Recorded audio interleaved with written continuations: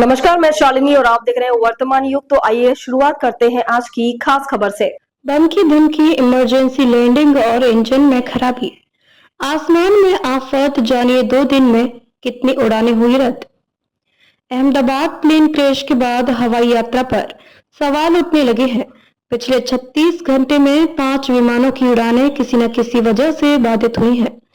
British लड़ाकू विमान F-35 की केरल में इमरजेंसी लैंडिंग हुई तो एयर इंडिया के 2 विमानों समेत 3 को उड़ान भरने के बाद दोबारा रनवे पर वापसी करनी पड़ी। वहीं अहमदाबाद जाने वाली एक फ्लाइट रद्द कर दी गई।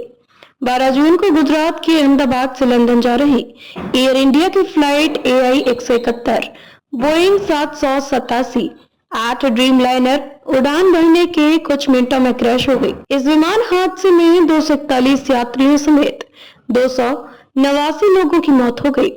हालांकि प्लेन क्रैश के कुछ ही दिनों बाद लगातार कई विमानों में तकनीकी खराबी देखने को मिली है।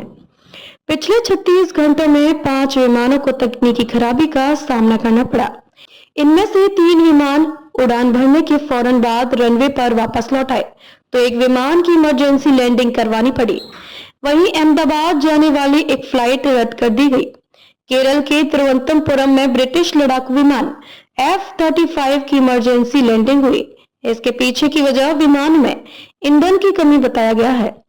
रविवार की सुबह लगभग 9:20 पर विमान ने ATC से संपर्क करते हुए इमरजेंसी लैंडिंग की इजाजत मांगी, जहां ईंधन भरने के बाद विमान ने फिर से उड़ान भरी। जर्मनी के फ्रैंकफर्ट से हैदराबाद आ रहे लुफ्थांसा के विमान LH-792 को भी बम की धमकी के बाद यू टर्न लेना पड़ा। रविवार की दोपहर 2:14 पर विमान ने फ्रैंकफर्ट से उड़ान भरी और तभी फ्लाइट में बम होने की धमकी मिली, जिसके कारण फ्लाइट को फिर से फ्रैंकफर्ट हवाई अड्डे की तरफ मोड़ दिया गया। कई घंटों की चेकिंग के बाद विमान हैदराबाद के लिए रवाना हुआ।